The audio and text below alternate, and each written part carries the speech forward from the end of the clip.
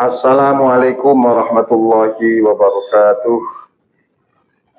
Liridho illahi bisyafaati Rasulillahi Muhammadin sallallahu alaihi wasallam wa ila sahibi hadzal kitab muqtaral hadis al-marhum Sayyid Ahmad Al-Hashimi wa nafa'ana wa bihi wa bil fitdaini lahumul Fatihah. A'udzu billahi minasyaitonir rajim. Bismillahirrahmanirrahim. Alhamdulillahi rabbil alamin arrahmanir rahim maliki yaumiddin iyyaka na'budu wa iyyaka nasta'in ihdinas siratal mustaqim siratal ladzina an'amta 'alaihim ghairil maghdubi 'alaihim waladdallin ighfirli wa liwalidayya wa lil mu'minina amin. Bismillahirrahmanirrahim. Alhamdulillah alladzi arsala rasulahu bil huda wa dinil haqqi lidhirahu 'ala dini kullih. Asyhadu an la ilaha illallah wahdahu la syarika lah wa asyhadu anna sayyidana wa nabiyyana Muhammadan abduhu wa rasuluh la nabiyya ba'dah.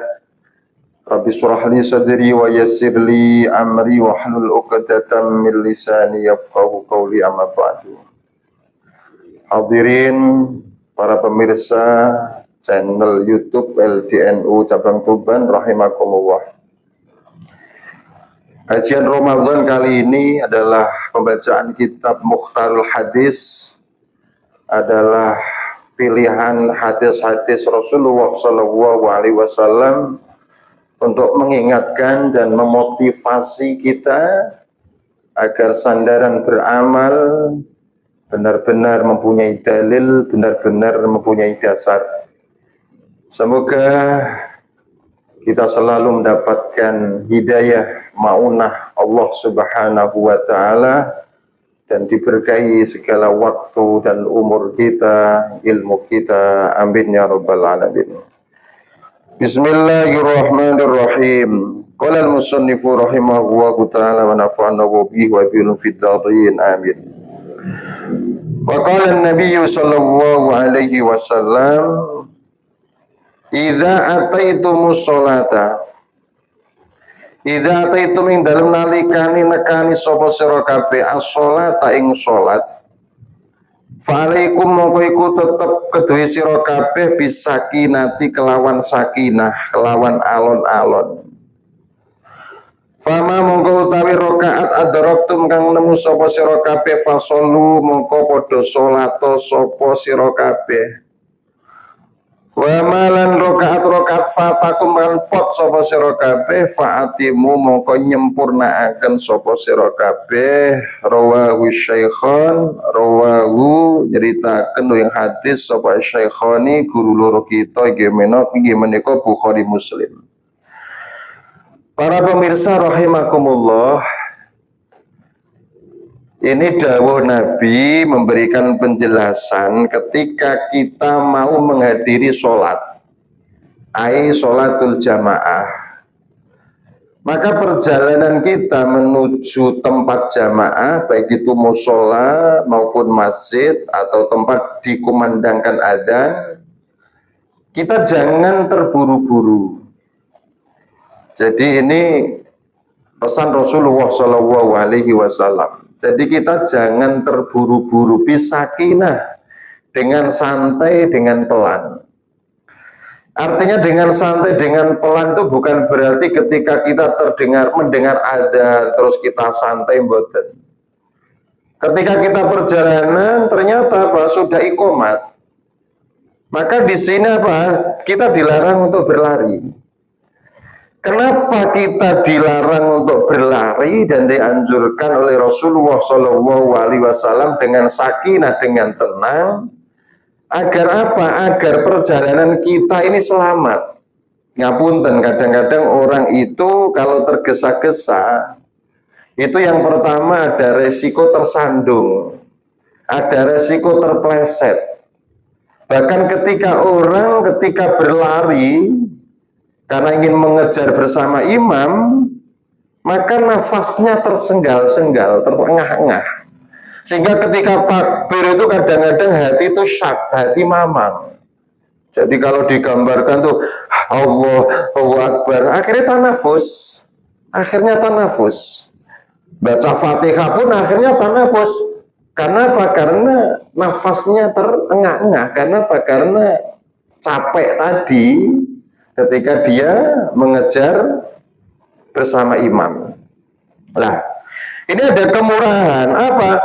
Fama adraktum fasallu. Maka ketika kamu ketemu dengan rakaat bersama imam, maka sholatlah. Wa ma fatakum fatimu, dan ketika kita kurang, ketika ketinggalan bersama imam, maka sempurnakan. Nah, ini ada catatan para pemirsa. Kapan kita bersama-sama bertemu dengan rakaatnya imam? Nah, ini satu catatan dalam kitab-kitab fikih, kita itu bertemu dengan rakaatnya imam dengan batas imam itu ruku. Jadi kalau kita ini datang, imam ini masih ruku, dan jenengan meskipun sebagian Fatihah hanya jenengan baca, walau Bismillahirrahmanirrahim, maka jenengan langsung ruku dan imam belum bangkit dari ruku. Maka ketika jenengan ada kesempatan bersama-sama imam melakukan ruku bersama-sama ruku, maka jenengan rakaat pertama tadi bacaan Fatihah ditanggung oleh imam. Maka oleh karenanya ketika jenengan meskipun Fatihahnya itu belum selesai, walau bismillah, maka jenengan langsung ruku menyusul imam, maka apa? Dan imam masih ruku, maka jenengan sudah dapat 1 rakaat. Tapi kalau kejadiannya seperti ini para pemirsa, ketika jenengan ruku, ketika jenengan perjalanan ruku, imam sudah berdiri, lah ini beda. Karena apa? Karena jenengan tidak bersama-sama ruku bersama imam, maka jenengan tidak mendapatkan rakaat bersama imam. Berarti nanti jenengan tambah lagi rakaat yang tertinggal oleh imam. Jadi ketika saya contohkan, ketika jenengan takbir Allahu Akbar, mau ruku, imam sudah bangkit dari ruku. Imam sudah sami Allahu liman hamidah. Maka jenengan sudah Sudah kesempatannya sudah habis mendapatkan rakaat bersama imam. Oleh karenanya jenengan ketika sholat jamaah, meskipun tertinggal, ini tetap pahalanya sama, yaitu mendapatkan 27 derajat. Jadi disebutkan dalam hadis ini, ketika engkau bertemu dengan imam, maka ya langsung kita ikut imam. Tapi ada satu catatan para pemirsa, ini yang menjadi kegelisahan kami. Ketika makmum datang bersama imam, maka dalam satu ilmu hadis, dalam satu riwayat, dalam satu hadis Rasulullah SAW, ketika kita bertemu dengan imam, maka ikutlah posisi sholatnya imam. Kalau posisi sholatnya imam adalah tahiyat awal misalnya, maka jenengan tidak harus menunggu imam berdiri.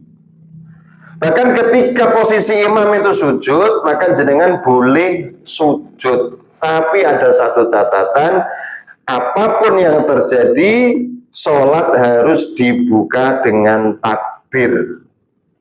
Meskipun dalam redaksinya, ketika kau sholat, menemui posisinya imam, maka ikutlah bersama imam. Artinya apa? Ikut, silakan ikut, tapi tetap dibuka dengan takbir.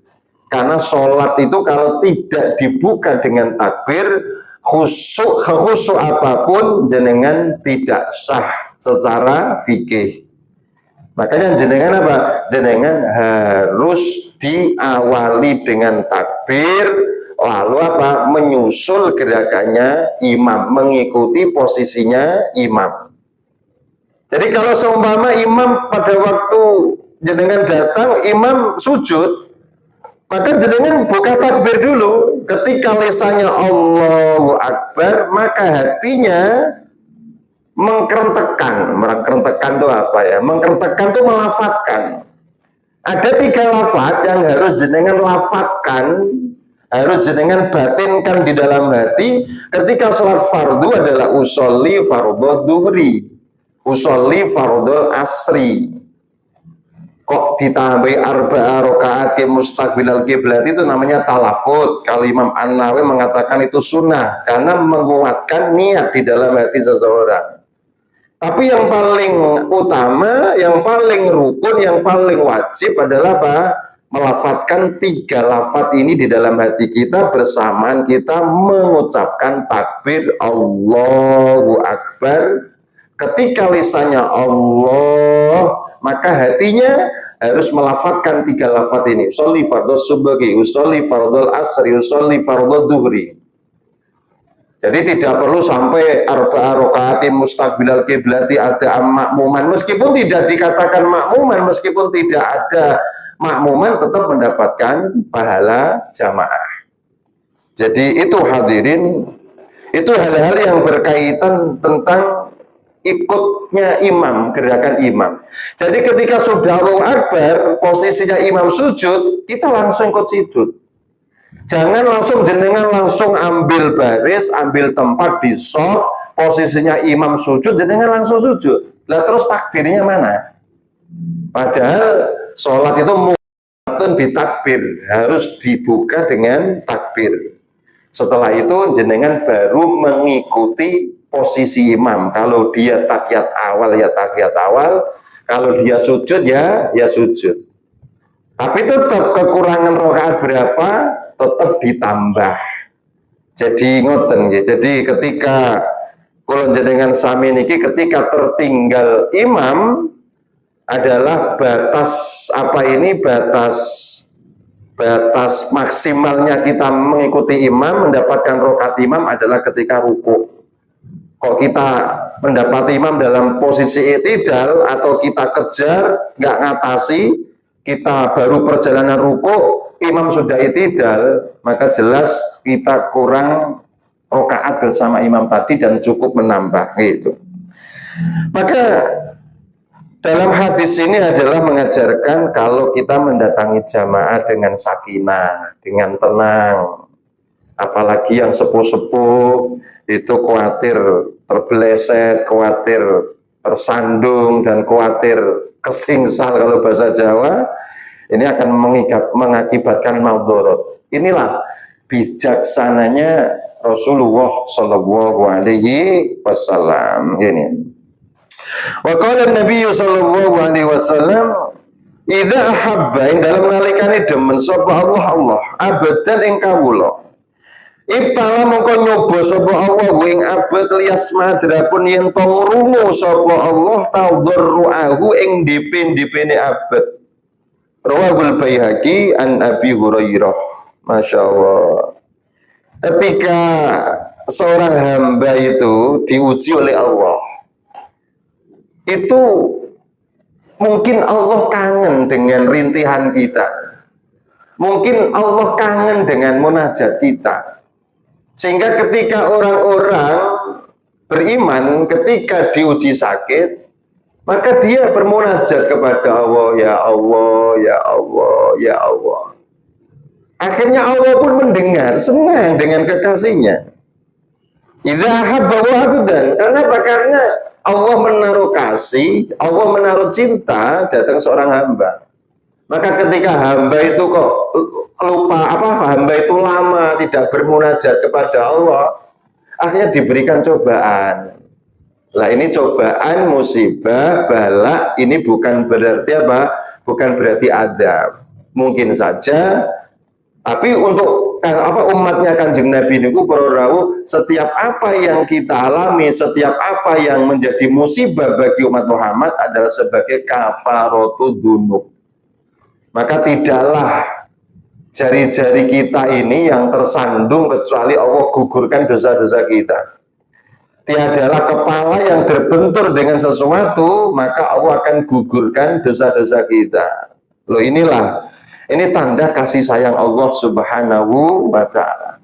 Ketika kita dicoba, ketika kita diuji, maka Allah mungkin kangen dengan kita, dengan munajat kita, dengan doa kita, dengan ta'abbud, taqarrub kita datang Allah Subhanahu wa ta'ala. Ini makanya kula jenengan sami niki napa ketika dicoba itu mungkin cara Allah memberikan perhatian kepada kita sehingga kita disuruh kembali ke jalan yang benar.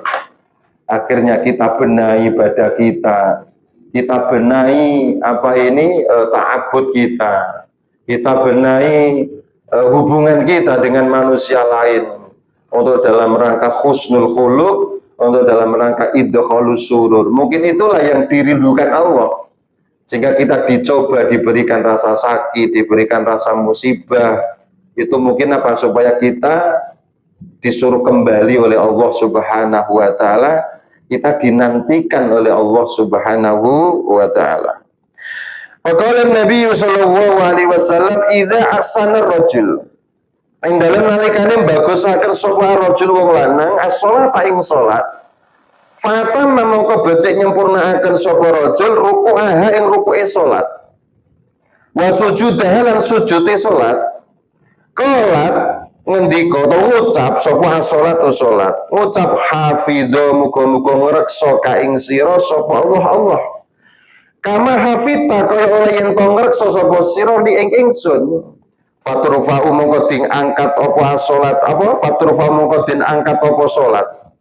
Wa idza sa'alan ing dalem nalikane elek apa as-shalatu salat falam yutimma lan ora nyempurnaaken sapa wong ruku'ah ing ruku'e salat wa sujudah lan sujude salat qolat monggo matur apa as-shalatu salat doya'aka muga-muga nyiaken muga-muga nyiaken sira sapa Allah kama doya'tani kaya ento nyak-nyakaken sapa sira ni ing ingsun fatulafu mongko den lempit kama yulafu kaya ana anane den lempit apa asal budodot al khalaqu kang amoh fayudrabu mongko den buak utawa den pukulaken biha kelawan dodot mau apa wajuhu wajai abad. Masya Allah. Para hadirin, para pemirsa, ini menjadi pengingat kita bahwa ketika kita ruku, fa'atamna rukuha, kita menyempurnakan ruku kita. Bagaimana menyempurnakan ruku kita dan sujud kita? Perlu diketahui dan kami ingatkan para pemirsa, sholat itu ada rukun qauli, ada rukun fi'li. Kalau rukun qauli, rukun yang rukun ucapan yang harus diucapkan. Itu kalau saya detailkan ada 5. Saya tidak jelaskan dalam majelis ini. Terus yang kedua adalah rukun fi'li. Ini adalah perbuatan. Nah, di sela-sela rukun fi'li, gerakan dalam sholat itu ada yang namanya tumakninah. Kalau dulu guru-guru kita itu mendefinisikan secara bahasa Jawa tumakninah inggih menika meneng sedelok sakwuse obah-obah. Artinya diamnya kita sebentar setelah melakukan gerakan di dalam sholat. Artinya apa hadirin? Ketika kula jenengan sami niki ruku, maka setelah ruku niki jenengan disuruh diam. Jadi disempurnakan dulu rukunya. Makanya Nabi Muhammad SAW ketika ruku niki napa? Rasulullah ini merekomendasikan untuk membaca Subhana Rabbiyal Azimi wa bihamdi. Sebenarnya bacaan ini adalah bukan bacaan wajib. Meskipun jenengan baca 1 ya sah, 1 kali, 2 kali ya sah, 3 kali ya sah. Ataupun tidak membaca ya tidak sah. Kenapa? Karena rukunya ruku adalah tumakninah di dalam ruku. Jadi jenengan seandainya kok ruku tidak membaca apa-apa, terus apa? Jenengan tumakninah, jenengan sempurnakan posisi ruku, meskipun tidak membaca apa-apa, maka sudah sah. Ini layaknya ketika kita melakukan sholat tarawih, imamnya kok cepet banget, bacanya itu bagaimana? Memang imamnya nggak membaca, karena apa? Ya karena rukunya saja yang dilakukan, rukunya adalah tumakninah. Jadi saya harap para pemirsa jenengan ketika ruku ini tumakninah. Berapa lama Pak tumakninah? Biqadri subhanallah. Kalau saya terjemahkan selama 1 detik. Jadi ketika jenengan Allahu Akbar, sami Allah liman hamidah, itu kan 1 detik. Artinya ini tumak nina kadang-kadang jarang diperhatikan oleh saudara-saudara kita. Bukan karena bacaannya itu yang wajib. Sebenarnya jenengan dikasih bacaan itu, sebenarnya jenengan kersani jenengan lebih lama sehingga bisa menjaga tumak ninanya. Ketika sami Allahu hamidah, ketika itidal sama, jenengan harus diam sebentar. Ketika takbiratul ihram, yang diam itu bukan hanya tubuhnya, bukan hanya kepalanya, tapi seluruh tubuh, tangan-tangan pun harus berhenti sejenak. Jadi jenengan ketika sami Allahu liman hamidah, badannya, tubuhnya, kepalanya sudah tegak, tapi kedua tangannya itu masih bergerak. Sebelum tangannya itu diam, lalu jenengan sujud. Nah ini yang salah. Berarti jenengan belum melakukan tumak nina di dalam iktidal atau tumak nina setelah iktidal. Nah ini yang harus diperhatikan hadirin. Maka yang biasanya dilupakan oleh saudara-saudara kita adalah tumak ninah. Meneng sedilok, berhenti sebentar setelah melakukan pergerakan. Begitu juga dengan sujud, adalah ketika sujud subhana rabbiyal a'la wa bihamdi. Itu sunnah membaca subhana rabbiyal a'la. Itu sunnah, 1 kali boleh, 2 kali boleh, 3 kali dianjurkan. Kalau seandainya jenengan tidak membaca apa-apa, ya nggak masalah, karena rukun daripada sujud adalah posisi sujud itu sendiri, dan jenengan kedah tumak ninah. Nah, tumak ninah di dalam sujud, maka ada beberapa hal yang harus kita perhatikan. Tumak ninah di dalam sujud, maka harus memperhatikan rukunnya sujud, yaitu apa? Yaitu diantara bahasanya adalah 7 anggota badan harus menempel pada tempat sujud. Yang pertama adalah dahi. Dahi harus tidak ada penghalang. Ketika peci mau kena, dipasang seperti ini mukenanya atau pecinya, maka harus ditarik ke belakang sehingga dahi terbuka. Yang kedua adalah telapak tangan. Yang kedua adalah telapak tangan. Telapak tangan ini harus ngeplek di tempat sujud. Terus bagaimana Pak kalau bercincin? Bagaimana Pak kalau pakai kaos tangan karena kedinginan? Kalau yang ini tidak apa-apa. Tapi kalau dahi ini harus benar-benar terbuka. Yang keempat lima adalah lutut kanan, lutut kiri. Maka oleh karenanya dulu ketika kita masih mondok, ketika sholat di masjid sudah penuh, itu kita itu biasanya sholat di bance. Di bance itu loh, di apa di bance? Ya di bance itu. Ketika sholat di tangga masjid, itu boleh-boleh saja. Cuman apa? Cuman harus lututnya ditempelkan. Meskipun bancik posisinya seperti ini, maka lututnya harus ditempelkan dan posisi kepala lebih tinggi daripada pantat. Maka pantat dengan kepala, posisi sujud itu kok sejajar, maka tidak sah, harus pantatnya lebih tinggi daripada kepala.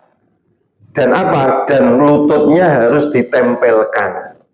Ya ini jadi yang 45 itu harus ditempelkan lututnya. Sedangkan yang 67 para pemirsa, para hadirin adalah jari-jari kaki ini harus dipancatkan. Nah, niki rata-rata kurang memperhatikan. Ini saya ingatkan para pemirsa, ketika jenengan sujud, kalau jari 5 bisa dipancatkan gimana? Bisanya jari 4 dengan 4 Pak, monggo. Bisanya jari 3 dengan jari 3 Pak, kanan 3, kiri 3, monggo. Bisanya 2 Pak, 2 kanan 2 kiri, monggo. Bisanya 1 Pak, jempolan kanan kiri, monggo. Ada lagi yang alasan cantengan Pak.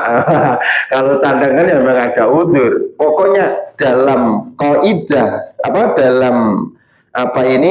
dalam tataran normal, jenengan harus memancatkan jari-jari kaki.